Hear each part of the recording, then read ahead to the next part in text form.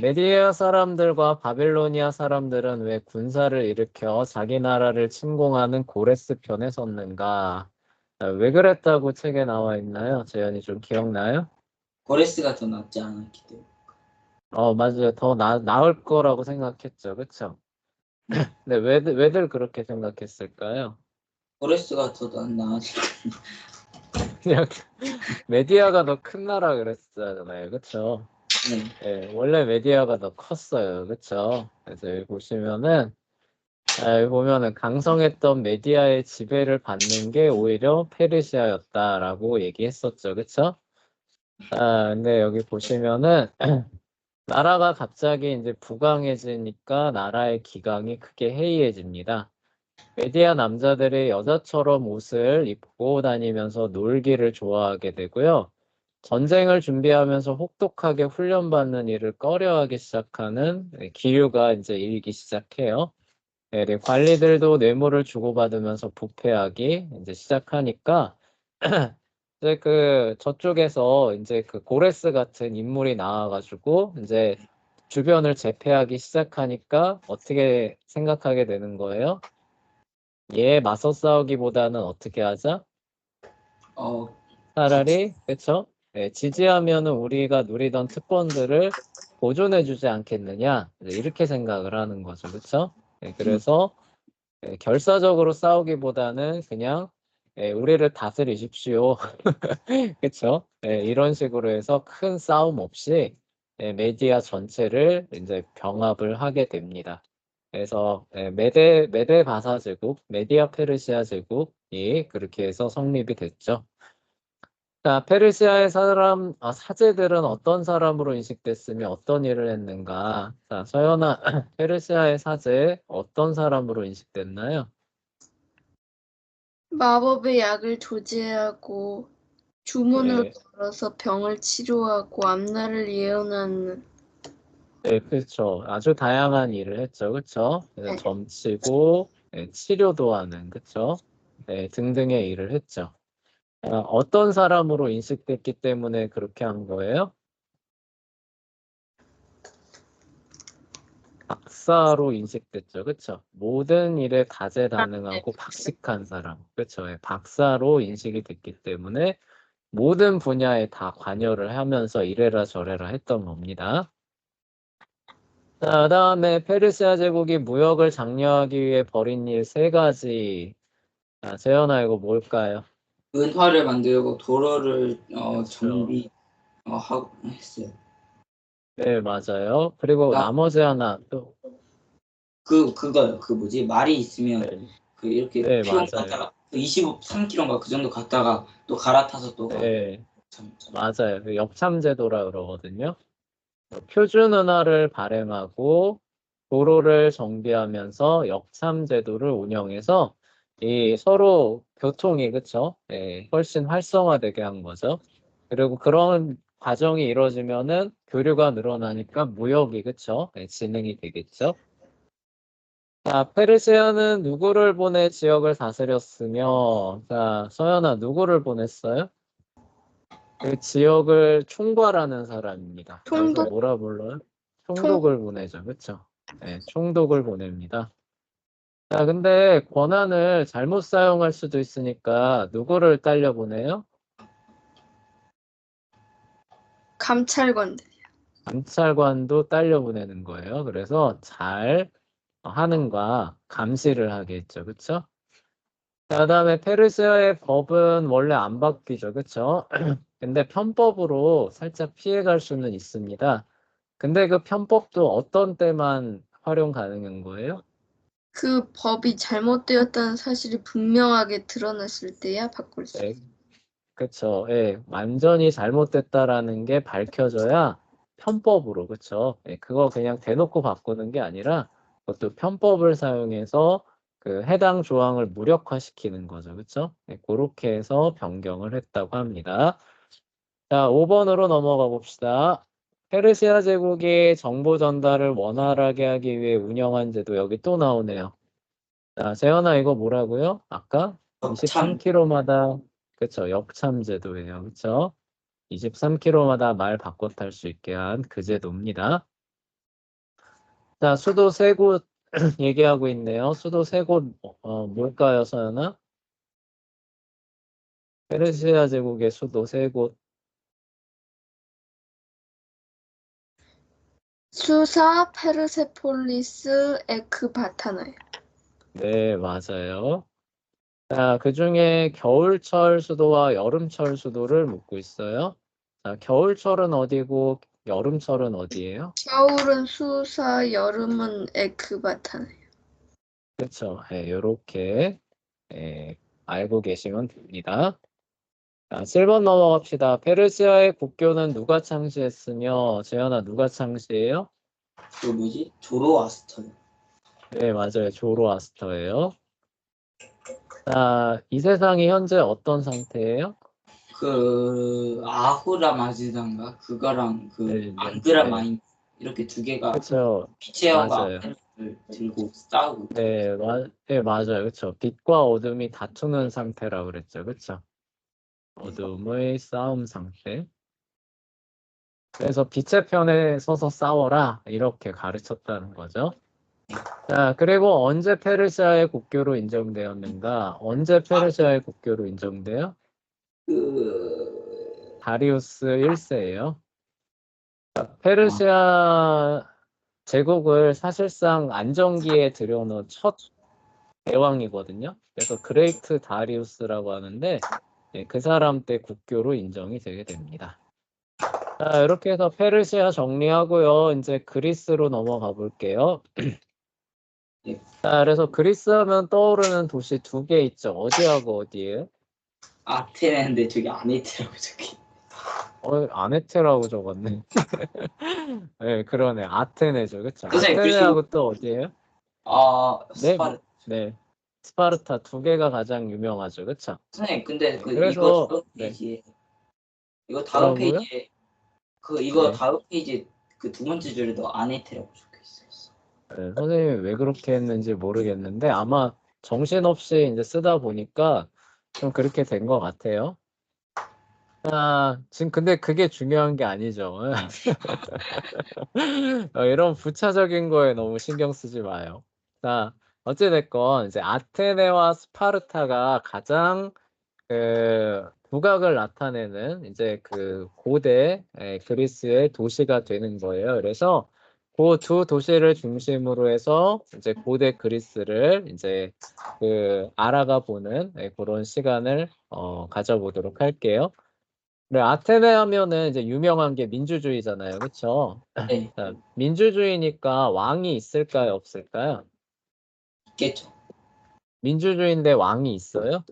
민주주의 네. 총리 네, 그러니까 왕이 있으면 뭐예요? 민주정이 아니라 왕정이 되겠죠, 그렇죠? 네 네, 그런데 민주주의라고 하니까 왕이라는 지배계층이 있어요, 없어요? 없어요. 없겠죠. 그리고 그들을 다스리는 사람들은 어떻게 해요? 그 거기에 있는 시민이 선출하는 방식으로 정치가 이루어진다라는 뜻이잖아요, 그렇죠? 현대 방식이랑 비슷하네요.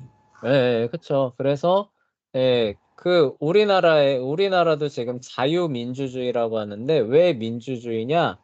국가를 다스리는 최고 권력자 통치자를 누가 선출해요? 백성이 시민이, 그렇죠? 시민권을 가진 시민이 선출을 해서 세우잖아요, 그렇죠? 네, 그러니까 민주정이라고 얘기를 하는 것이고, 그럼 왕정은 뭐예요? 태어나면서부터 뭐예요? 그 나는 왕, 네, 여기를 다스릴 왕으로 태어나는 거잖아요. 그쵸? 네, 네, 저 시민이 나 너 왕으로 인정 못해.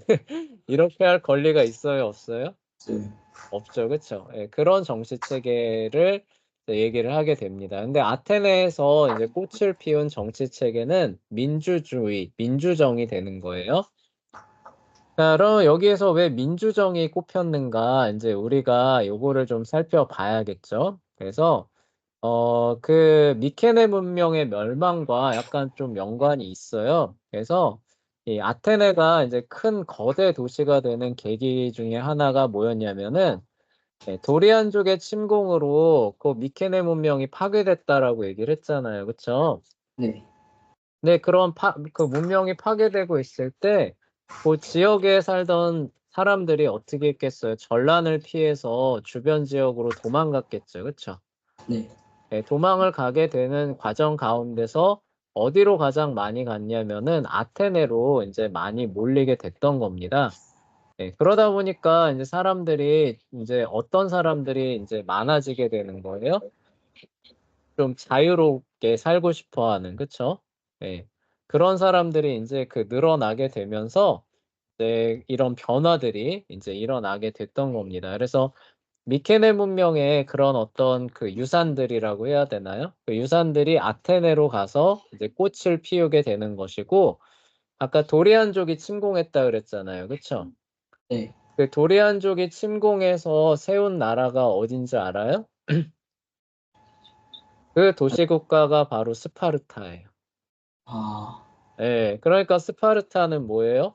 자유나 뭐 이런 그 문화나 문명이 아니라 뭐예요? 군사 국가죠. 그쵸? 네. 그래서 국가가 모든 것을 통제하는 전체주의로 나가는 반면에 그런 사람들이 싫어서 피난을 간 거잖아요. 그쵸? 네. 그런 사람들이 싫어서 피난을 온 사람들이 주축을 이뤄서 번성한 도시이기 때문에 자연스럽게 어떤 그 성향이 강해지는 거예요? 자유. 네, 자유롭게 국가가 모든 것들을 이렇게 통제하고 이런 거보다는 좀 이렇게 자유롭고 그다음에 좀 그리고 그 스파르타는 굉장히 사치 이런 거 엄하게 금하고 뭐 이렇게 군대 국가니까 군사 국가니까 막 규율 그다음에 엄격하게 그렇죠? 네, 네. 그다음에 소박하게 막 이런 거 강조하다 보니까 아테네는 그거랑 굉장히 반대로 나갑니다. 자율, 그다음에 뭐예요? 예술, 그다음에 사치, 호화로움 이런 거 있잖아요. 이런 것들이 막 번성하는 그런 도시가 되는 거예요. 그래서 피난민들의 문학, 예술, 철학, 건축 방식 이런 것들이 그 아테네에 와서 이제 그 발전하는 그런 자양분이 되어 줬던 겁니다. 자, 그런 이제 많은 것들 중에서 이제 우리가 주목하는 것이 이제 요 민주정의예요. 이제 그러한 이제 변화가 이제 몰려오는 과정 가운데서 아테네의 정치 체계도 바뀌게 되는 겁니다. 자, 원래 아테네도 정치 체계가 뭐였다는 거예요? 왕이 다스리던 도시 국가니까 왕정이라는 거죠. 그쵸? 네. 네, 원래 왕정이었던 거예요. 근데 왕은 왕정이 뭐예요? 왕이 모든 권력을 갖고 있으면서 시민들 위에 군림하는 걸 기본적으로 왕정이라 그러잖아요. 그쵸? 네. 네, 근데 도리안족이 피해서 피신 온 사람들이 점점 많아지고 그런 어떤 자유를 원하는 사람들이 많아지니까 이런 왕정이 사람들이 점점 어떻게 생각하겠어요? 조금씩? 좀 바꿔보고 싶다라는 생각들을 아무래도 하게 되겠죠. 그쵸? 네, 그래서 통치자의 권력을 점점 축소하고 제한하는 방향으로 조금씩 그 나라가 나아가다가 네, BC 700년경에 이르면 결국에는 왕정 폐지하자라는 곳까지도 이르게 되는 겁니다. 자, 그럼 이 나라엔 왕이 없어지는 거잖아요. 그쵸? 네. 네, 그러면은 나라를 누가 다스리느냐라고 하면은 곧장 시민이 다스릴 수 있을 것 같아요. 아니, 그렇지 않나요? 그러기. 그렇지는 않아요. 그쵸? 왜냐면요. 오늘날에는 신분이나 이런 뭐라고 해야 되지? 하여간 그런 신분 질서가 있어요, 없어요? 기본적으로 없죠. 그쵸? 그래서 뭐 예를 들어서 재현이는 귀족으로 태어나 뭐 이런 거 없잖아요. 그쵸? 다 똑같은 시민이고 평등하다라고 이제 얘기를 하잖아요. 근데 고대 사회는 그랬을까요? 안 그랬을까요? 안 그랬죠. 기본적으로 안 그럽니다. 그래서 설령 왕정을 폐지한다라고 한다 할지라도 곧장 시민들이 다스리는 민주정으로 나아갑시다.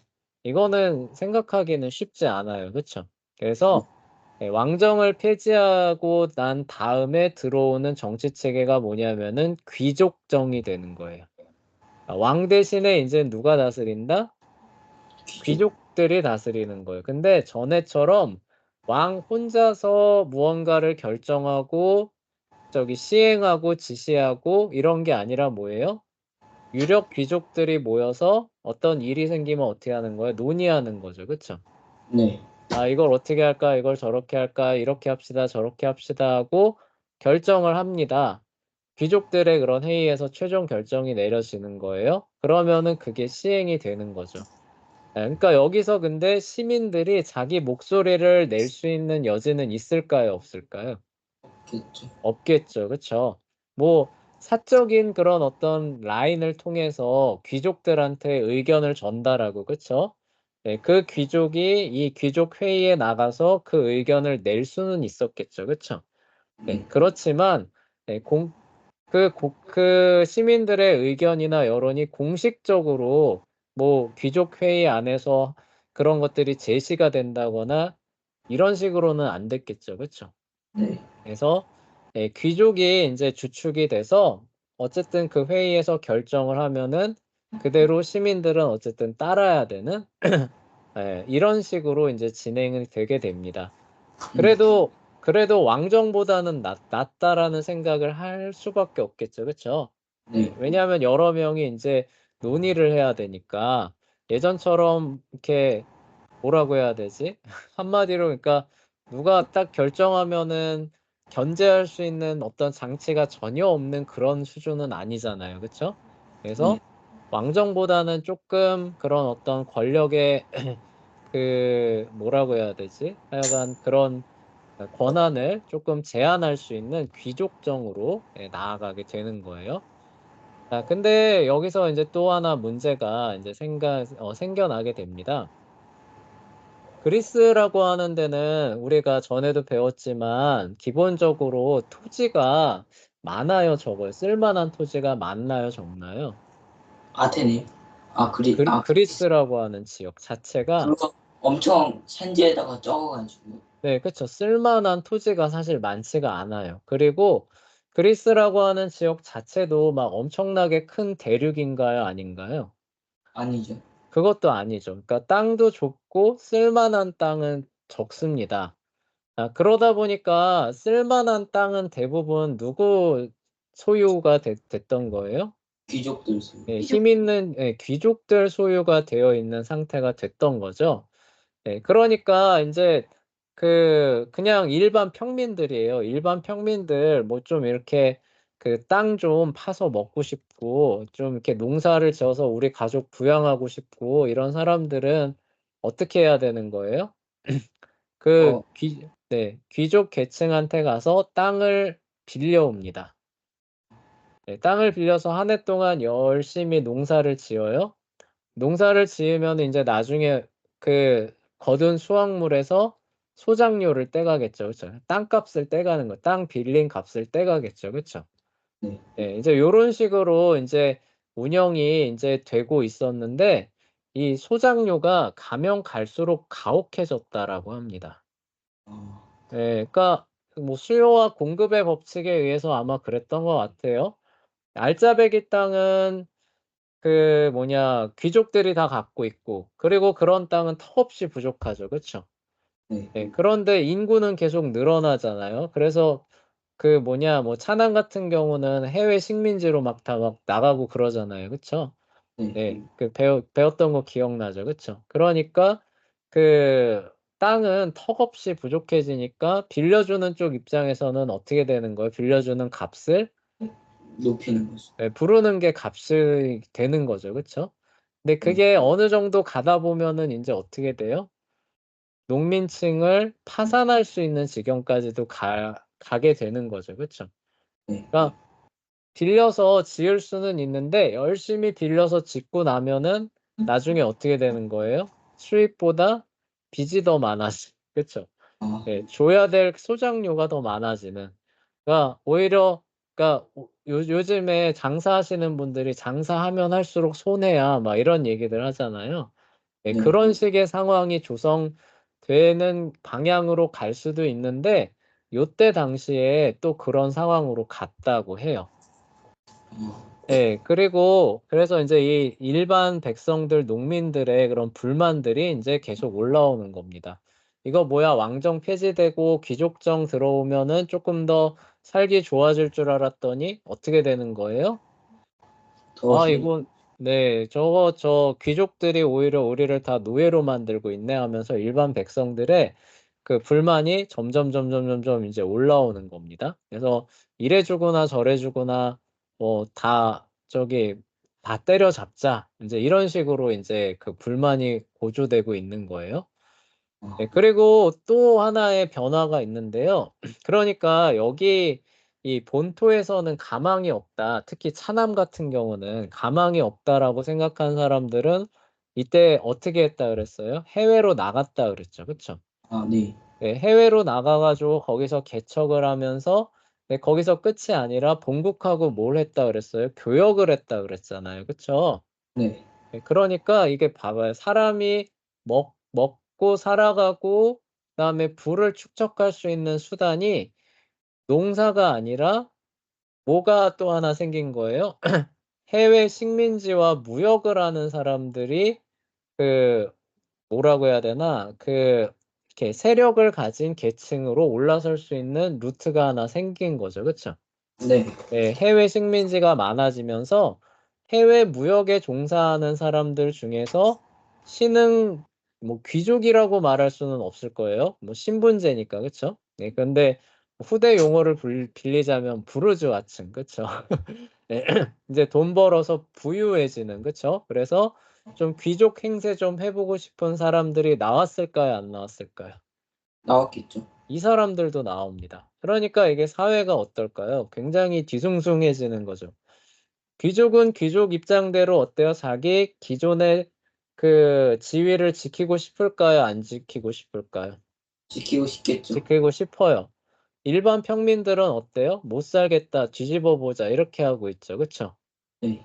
근데 그 가운데서 거의 귀족 비슷한 힘을 자랑하는 세력들이 나와서 이거 이제 우리도 그동안에 이제 이 사람들은 목소리를 못 냈잖아요. 귀족이 아니니까. 네. 그러니까 이 사람들이 힘이 생기니까 이제 우리도 귀족처럼 좀 나라 운영이나 이런 거에 목소리를 내보고 싶다라는 움직임을 보이기 시작하는데 예전처럼 이 사람들을 쉽게 무시할 수 있어요, 없어요? 없어요. 이게 또 없어지는 거예요. 그래서 이게 인제 사회가 인제 어떻게 인제 흘러가야 되나 인제 이걸 놓고 이제 뭐 갑론을박하고 뭐 이러다 이제 정말 내전 일어나는 거 아니냐 막 하면서 막 뒤숭숭하기도 하고 요런 상황으로 인제 아테네가 인제 굴러갔던 거예요. 그래서 네, 농민은 인제 폭발 직전이었고 그래서 농민 인제 먹고 살기 힘들어서 힘들고 부유해진 평민들은 인제 자기 생각이나 이런 것들이 좀 반영되면 좋겠는데 저 귀족들이 들으려고도 안 해. 예, 그래서 인제 그게 또 유감스럽고 귀족은 또 귀족대로 우리가 이렇게 귀족이니까 계속 우리의 삶을 운영하기 위해서는 얘네들이 우리 말을 잘 듣고 따라줘야 되는데 고분고분 안 해. 그쵸? 예. 네. 그러면서 우리 보고 맨날 내놓으라 그래. 이런 식이니까. 그쵸? 이게 또 불만이 쌓이는 거예요. 그런 상황에서 인제 BC 594 년에 인제 솔론이라고 하는 사람이 인제 등장을 해서 요 갈등을 쪼끔 조정해 보려고 이제 시도를 하게 됩니다. 그래서 이 사람이 인제 내세운 개혁의 기치는 뭐냐? 지금 크게 보면 2개, 그다음에 세부적으로 보면 3개의 계층이 있잖아요. 근데 네. 그중에 어느 한 계층의 손을 들어서 그들이 원하는 대로 나라를 이끌어 간다 하면 될까요? 안 될까요? 안 되죠. 안 돼요. 안 되고 자기는 딱 중간자의 입장에 선다라고 노선을 정하게 돼요. 그래서 어떻게 하는 거예요? 서로가 양극단으로 취하지 않고 서로 한 발씩 물러서면서 갈등을 조정해서 나라를 다시 통합시켜 보자. 이게 인제 솔론의 개혁 정치가 되는 겁니다. 어, 네. 그래서 중간자 입장에서 갈등을 조정하는 방식으로 좀 나라를 그쵸? 예 '개혁해 보자.'라고 했던 그 개혁가가 솔론이었는데 네, 이 사람이 가장 제일 먼저 시행한 이제 그 정책이 뭐냐라고 하면은 모든 채무를 탕감해 주는 거였어요. 그러니까 그 농민들의 일반 백성들의 못 살겠다 뒤집어 보자 다 엎어 보자라는 가장 큰 불만이 뭐였다는 거예요? 빚. 예, 빚이 너무 많아서 우리 자녀들, 자식들, 나까지도 노예 시장에 팔려가는 요런 상황이 지속되는 과정 가운데서 우리 함께 잘 살아봅시다. 귀족과, 그죠? 네. 우리 귀족을 이해하고, 성공한 무역층들을 이해하고 서로 조화롭게 살아봅시다. 라고 하는 건 말이 안 되잖아요. 그쵸? 네, 네. 그러니까, 이게 어떻게 보면은 귀족층 입장에서는 큰 손해잖아요. 그쵸? 예. 이 채무는 빚이거든요. 그쵸? 그러니까 이 사람들이 이제 이렇게 높은 소장료 이런 거 내다가 못 내면은 어떻게 하겠어요? 다시 돈 있는 사람한테 빌려가지고 내고, 먹을 거 없으면 빌려서 일단 먹고 이러면서 빚이 점점 더 쌓여갔을 거 아니에요. 그쵸? 네. 네, 근데 그게 뭐예요? 귀족들 장부에는 다 빚으로 잡혀 있었던 거죠. 그쵸?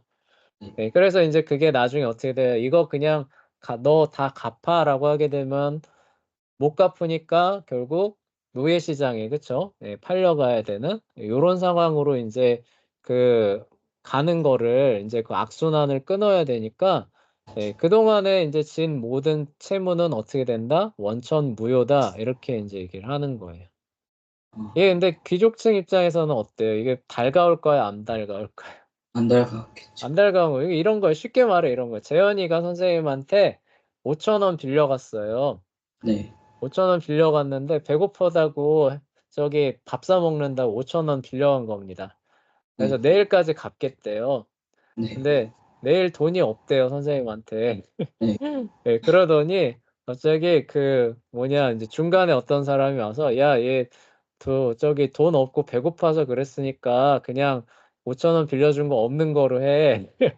아, 예, 이렇게 하면 선생님 입장에서 어떨까요? 억울하죠. 5,000원 날렸어. 이럴 거 아니에요. 그쵸? 네. 네, 그러니까 귀족 입장에서도 이게 달갑지는 않았지만, 그렇지만 이거를, 안 돼. 우리 재산을 그런 식으로 날릴 수 없어. 이거 절대 받아들일 수 없어. 이런 소식이, 근데 일반 사람들한테 전해진다. 그럼 그 다음엔 어떻게 될까요? 이제 일어나는 거죠. 네, 그쵸. 이제 이 사람들이 이제 무기 잡고 일어날 판이니까, 아깝고 마음에 안 들지만 어떻게 하겠다는 거예요? 그냥 아유, 덮.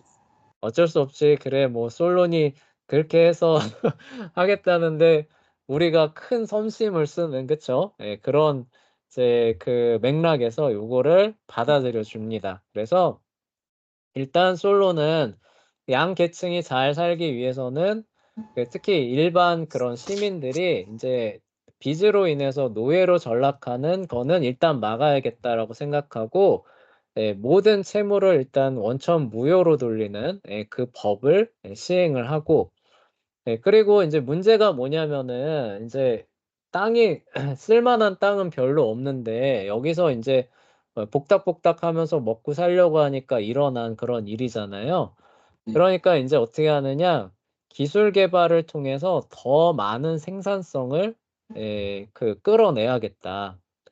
그러면 어떻게 되냐면은 그러니까 예를 들어서 예전에는 이 땅에서 100이라고 하는 만큼 났는데 신기술을 통해서 150을 생산해낼 수 있다고 해봅시다. 네. 그러면은 예전에 소장료나 빚으로 해서 뜯어가는 게 120이었다고 해봐요. 그러면은 해마다 빚이 20씩 쌓여 나갔잖아요. 그쵸? 네. 네. 그런데 생산성을 높여가지고 100이 아니라 150씩 만들어낼 수 있게끔 상황을 바꿨다고 해봐요. 네. 그러면은 해마다 어떻게 돼요? 다 갚고도 30씩 줄여나갈 수 있는 상황으로 바뀌겠죠. 그쵸? 네. 네, 그러니까 채무를 탕감해 주기는 했는데 지금 귀족들의 이런 어떤 경제 구조죠. 경제 구조에서 그냥 시간을 계속 내버려 두면 어떻게 되는 거예요? 다시 이 사람들이 다시 그 빚에 굴레로 들어가고, 그쵸? 네. 예, 그러면 또 불만이 높아지게 될 거고 어느 순간 또 채무 무효 이렇게 하게 되는 순간이 또 올 거 아니에요. 그쵸? 그게 네. 아니면 우리는 다 들고 일어나겠다 이렇게 될 거니까. 그러니까 이거를 막으려면은 인제 어떻게 해야 되는 거예요? 기술을 신기술이나 그다음에 뭐 기타 방법들을 통해서 생산성을 높여 가지고 예 부분에서 스스로 그쵸? 자립할 수 있는 이 시민들이 경제적으로 자립할 수 있는 기반을 마련해 줘야 되겠다. 이제 이 생각을 하게 되는 거예요. 그리고 농업으로는 별로 뭐라고 해야 되나 이 굴레를 벗어날 수 있는 길이 없다라고 봤나 봐요. 그래서 농부들도 뭘 하게 하냐면 장사를 하게 합니다. 그래서 아, 장사를 해서 너희가 부가가치 그냥 일반적인 이익에 더해서 더 큰 이익을 만들어 내라. 그렇게 해서 스스로 먹고 살아가게끔 정책을 사용을 하는 거예요. 자 그러다 보니까 아무래도 앞선 기술, 신지식 그다음에 장인 이런 사람들의 필요가 더 많이 늘어날까요? 덜 필요할까요? 더 많이 늘어나죠. 훨씬 더 많이 필요해요. 그러니까 예를 들어서 이런 거예요. 우리나라에서 반도체 기술을 더 올리려고 합니다. 그러면은 누가 필요해요? 더 배운 사람들, 숙련된 사람들 필요하잖아요. 그쵸? 네. 그러면 어떻게 해요? 저기 유명 대학에서 배웠다는 사람들, 그다음에 경력이 있는 사람들 높은 연봉 주고 스카우트회잖아요. 그쵸? 네. 아테네에서 솔론도 마찬가지였던 거예요. 여기에서 생산성을 증대를 해야 되니까 어떤 종류든 뭐 농업뿐만이 아니더라도 뭐 상공업이나 기술이 됐든 그러니까 상업이나 공업이 됐든 어떤 종류든 숙련된 기술을 가진 사람이 있으면은 "아테네로 와라. 아테네로 와서 여기 사람들한테 그 노하우를 전수를 해 줘라." 자 그러면은 어떻게 하겠다? 그 사람한테 아테네 시민권을 주겠다. 이런 아, 정책을 펴게 그러니까 기술 우대 정책이에요. 그렇게 해서 생산성을 높여 가지고 이 사람들이 다시 노예의 굴레로 떨어지는 그런 것들을 막아 보겠다. 이 정책을 펴게 되는 겁니다. 잘 시행되면은 갈등이 좀 조정되고 봉합될 수 있었을 것 같죠. 그쵸? 네. 예. 그러니까 합리적으로 보면은 맞아요. 그쵸? 이렇게 되면 좋아요. 그런데 이 세상이 합리적으로 돌아갈까요? 아니요. 이게 인제 아이러니한 겁니다. 그러니까 어떻게 보면 양쪽을 잘 조정한 거고 둘 다 한 발씩 물러서서 서로 참으면서 서로 미래를 보며 나아가면은 그럭저럭 해결될 수 있는 노선을 제시를 했지만 이게 여기 보시면 알겠지만 양쪽한테서 다 반대를 받습니다. 아, 예. 그러니까 이게 뭐예요? 귀족들은 어때요? '아 이거 뭐야 우리 거 그냥' 채무 탕감도 인제 비롯해서 인제 하니까 어떤 생각이 드는 거예요? '아 이거 얘네 우리 거 뺏어 가지고 농민들한테 막 나눠 준다.' 이런 생각이 드는 거고 농민들은 어때요? 왜 더 주지 않느냐는 거죠. 그쵸? 아, 예. 주는 게 아니라 왜 자꾸만 장사하라 그러고 막 더 막 만들어 내라 그러고 너희들이 잘 먹고 살라 그러고 뭐 이런 식으로 돼서 양쪽이 다 불만이 쌓이는 거예요. 귀족은 귀족대로 '아 왜 우리 걸 이렇게 그냥 무상으로 이렇게 강제로 뺏어가냐.' 이런 식이 되는 거고 일반 시민들은 '아 뭐야 우리를 그동안 등골 빼먹던 저놈들한테서 더 가져와야지.' 이게 뭐야 채무 탕감밖에 안 해 주면서 뭘 자꾸 우리 보고 배우라 그래. "아이 귀찮아." 이러면서 "그냥 더 내놔." 인제 이런 식으로 하게 되면서 양쪽에서 불만이 일어나면서 거의 아, 인제 만장일치라고 해야 될진 모르겠지만 하여간 어느 쪽도 솔론을 지지하지 않게 되는 상황으로 가게 되는 겁니다. 아, 예. 참 아이러니하죠. 그쵸? 예. 그런데 솔론이 인제 그렇게 해서 인제 쫓겨나게 되는 단계로 인제 가게 되니까 귀족층은 인제 더 거침없이 나갈 것처럼 보였겠죠. 예, 그래서 결국 농민층이 이제 무기를 잡고 이제 더는 이제 볼 거 없다. 우리도 지금 안 그래도 부족했다라고 생각했는데 이제 솔론도 없겠다라고 생각해서 이제 결국 농민층이 손에 무기를 잡고 이제 들고 일어서는 내전의 상태로 이제 가게 되는 거죠. 자, 그렇게 되니까 이제 여기 시스트라토스라는 사람이 나와서 이 농민층 일반 그 사람들의 요구사항을 전폭적으로 수용을 해줘요. 그러니까 솔론 같은 경우는 야, 이거 너희 채무 탕감하는 수준에서 멈춰라고 했는데 솔론이 떠나고 나니까 이제 농민층이 이제 들고 일어나자라고 하니까 페이시스트라토스가 그래 맞아 너희가 원하는 대로 더 뺏어서 줄게라고 하면서 나를 밀어줘. 이제 이렇게 이제 하게 된 겁니다. 그래서 이 페이시스트라토스가 이제 참주라고 하는 지위에 올라요. 그러니까 이거는 이제 왕도 아니고 그렇다고 귀족도 아니에요. 근데 시민의 대변자로서 절대 권력을 행사하는 독재자를 얘기를 하게 됩니다. 네. 그러니까 시민의 입장에서 이제는 왕처럼 전권을 휘두르는 거예요. 그러니까 여기에 뭐 귀족의 권리 뭐 이딴 거 없어요. 그러니까 전적으로 일반 사람들, 농민 계층들을 위한 나라로 탈바꿈하는데 이제 무력을 동원하는 거죠, 그렇죠? 말로는 안 된다. 무력을 동원해서 그런 일들을 진행하는 그 시간이 이제 오게 됩니다. 그래서 그 페이시스트라토스가 실제로 귀족을 다 거기서 추방합니다. 아테네에서 다 추방하고 그들의 땅을 일반 농민들한테 다 분배해줘요. 그렇게 하면서 이제 그 문제를 일단락시키고 교역과 문화 활동이 더 활발하게 이루어지도록 장려하면서 약간의 이제 안정기를 가져오는 그런 시민 독재자 참주가 페이시스트라토스가 되는 겁니다.